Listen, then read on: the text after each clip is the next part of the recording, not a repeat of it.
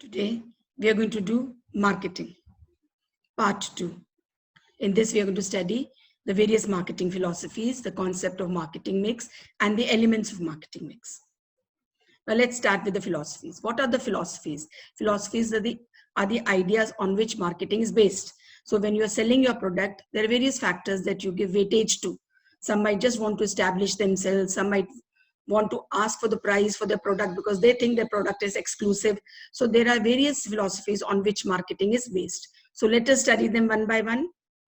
The first concept was production concept. It's called production concept or production philosophy. Now, in the earlier days, the demand for goods had just started picking up. People were not making goods. People were self-sufficient and they would exchange the goods with each other. Barter system used to prevail. Then after that, once industrialization took place and industrial goods also started coming into the market. So gradually the products started coming to the market and the sellers were very few. So as a result, the demand exceeded the supply. So anybody who could make the goods could sell it because the number of sellers in the market were very few. Industrial revolution had just started and selling was not a problem. Anybody who could make it could sell it. Therefore, the focus was on production of goods. The more you produce, the more profit you will make. The more you produce, the cost will go down because of economies of scale, and therefore you'll make more profit. Therefore, the tagline of this concept was availability and affordability. Make the goods easily available. Now, if they're not easily available, then the price will go up. So availability and affordability became the tagline of this concept. So under this concept, the sellers, they would just keep on producing because they felt that the more they produce, the more they could sell and the more profit they could make. Then came the concept of product concept. Now, in the product concept, what happened? Over a period of time, the number of suppliers increased. More and more people started entering the market and started selling the products. So the number of sellers increased. Now the buyers started getting a choice. So people were buying those goods which were better than the others. So the quality of the good became important. So quantity was replaced by quality. Now suppose I tell you, if you want to go and buy rice, so will you buy the cheapest rice or will you buy the best rice that is available? Of course, we all want to buy the best rice, isn't it? So people started preferring quality. So if your quality was good, people were buying your product and they were willing to pay the price that you were asking for. Therefore, product improvement became the key to this concept. So this concept followed after the production concept. First was production, and now came the product concept where emphasis was more on the features, the qualities, and continuous improvement in the product. And therefore, this concept was called the product concept. Children get confused between production and product. Product is concentrating on the product, and production is the process of producing the goods, more and more goods. Then came the selling concept. So gradually, with the passage of time, the number of products available in the market, the types of product also increased. Now, the very fact that your product was of a good quality and was available did not ensure sales. People would go inspect your product and still not buy it because they had so much variety in the market. So attracting the customer became a problem. So under the selling concept, the people who believe in the selling concept, they believe that you have to use aggressive selling methods and you have to persuade the consumer to buy your product. Like, for example, giving discount or any sales promotion method, you have to lure the customer. Customer has to be lured. But what they forget is that in the short run, you can lure the customer, but not in the long run. So if you give a discount, you cannot keep giving a discount forever. And if you keep on giving a discount forever, for all the time, then people will feel that your goods are inferior. So under the selling concept, the emphasis was more on aggressive selling and promotion. And only through this method could the customers be lured. The customer had to be coaxed to buy the product. But this was a very short-term method. Then came the marketing concept, which is one of the most popular concepts for the customer. Marketing concept focused on the customer satisfaction. For them, the customer was the king. So the tagline was identify a need and fill it. Find out what does the customer want and make your product according to what he wants. For example, if a customer wants a refrigerator with a separate provision for a water cooler, then the company would make that. If the customer wanted a family car, a small family car, which could be easily parked and everybody could be accommodated. There's enough leg space and a lot of mileage. That car was being made. So according to the marketing concept, customer satisfaction became the key to success. And you can increase your profit in the short run through the selling concept, but not in the long run. And therefore, what were the main points of the marketing concept? First of all, identify your target market.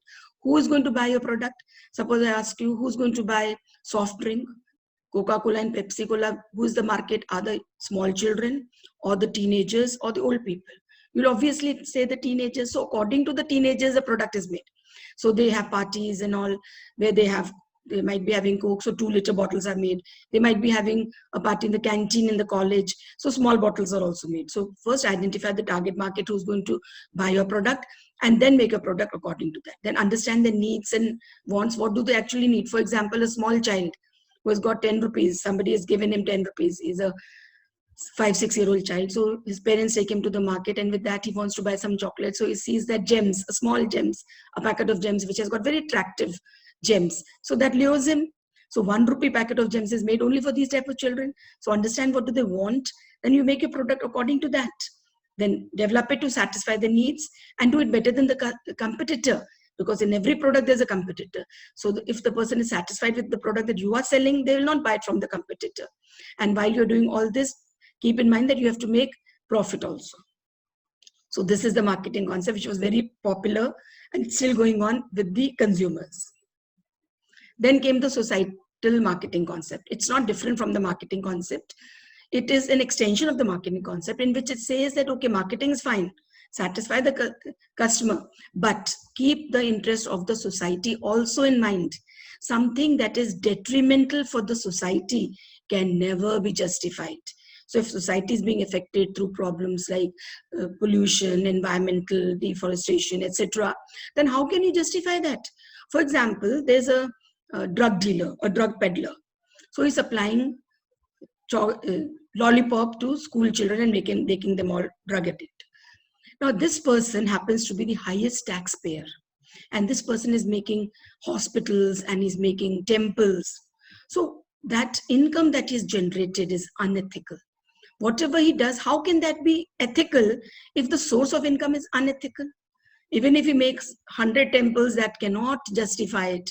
Why? Because the very basis on which all that income has been earned is unethical. So something that is detrimental or against the society, how can we justify it? So when you go to the hills nowadays, you see billboards, malls are coming up, the trees are being cut. So is that justified?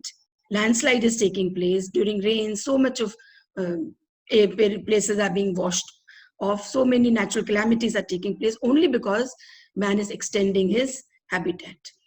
So as a result, societal marketing concept says that customer satisfaction is good, but please keep the interest of the society also in mind. So business should not be short-sighted, that they should serve only the interest of the customer. They should keep the long-term interest of the society also welfare. So welfare of the society plus that customer satisfaction is societal marketing concept. Generally, this comes in the exam and children just see customer satisfaction and they write marketing. But customer satisfaction together with interest of the customer, interest of the society in mind, then that is marketing, societal marketing concept.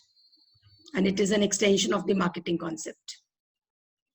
Now, comparative analysis is made at in one of the years. This had come in the exam, therefore I've put it together.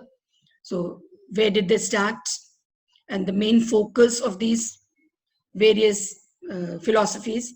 Then what were the means? Like in production, availability and affordability was the tagline. Then in the product, it was product improvement. Selling was aggressive selling. And in marketing, it's integrated marketing, means customer satisfaction. And societal is also marketing only, integrated marketing. Then what are the end results? Then in production, you make profit through volume of sales. Then under product is make your product exclusive. Like we've got exclusive cars like Rolls Royce, etc. So they make the product by making the product exclusive. They make the profit. Then selling concept is through sales, and marketing is through customer satisfaction. And societal is customer satisfaction plus welfare of the society. So this is a comparative analysis. Now, what is marketing mix? When you launch a product, then combination of factors that you have to consider before you market your product. That combination is called marketing mix. So marketing mix, number of factors have to be considered, and these factors are divided into two categories: controllable factors and non-controllable factors. Now, controllable factors are those factors which can be controlled at the level of the organization. Like, for example, what is going to be the price of your product, what is going to be the brand name, how are you going to sell it? All that is in the hands of the managers, the owners of the company. So these are called controllable factors.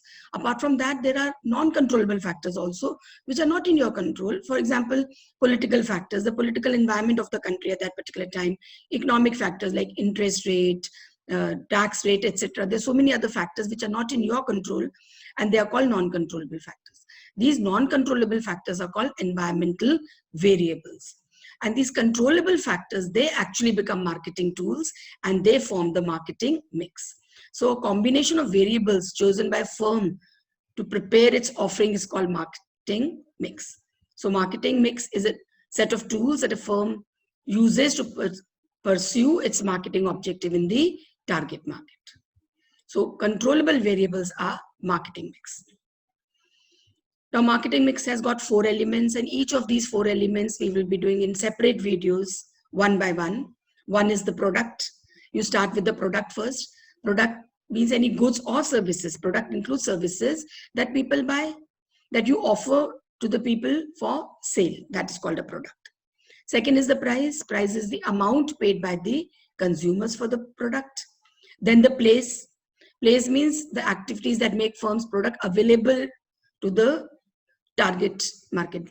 Like tea from Assam has to be brought down to a very doorstep, only then you will consume.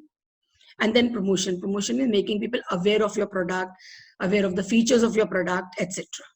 So these are the 4 elements of marketing mix, and we'll be doing it in detail later on.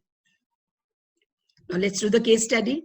First, we will study what they're talking about, identify and explain the marketing philosophy adopted by Vidya Ayurveda Limited. Okay. Vidya is a new and leading manufacturer of herbal and Ayurvedic medicines and grocery, has captured a large share in the market in a short span of time. The R&D department of the company spends considerable time and efforts in developing eco-friendly, chemical-free and healthy alternatives to a variety of products of daily use, from toothpaste to biscuits, instant noodles to soap, shampoo, etc. Their business orientation differs from competitors who are short-sighted and want to maximize profit by maximizing sales. So competitors want to maximize profit by maximizing sales. Instead, Vidya considers maximizing profit by understanding the needs and wants. There's one philosophy that deals with needs and wants of consumers in the target market and development of product and service to satisfy such needs and wants. So you are making the product to satisfy the needs and wants of the customer. Identify and explain the marketing philosophy. Which marketing philosophy are we talking about? Which considers the needs and wants of the target market and customer satisfaction? Think about it.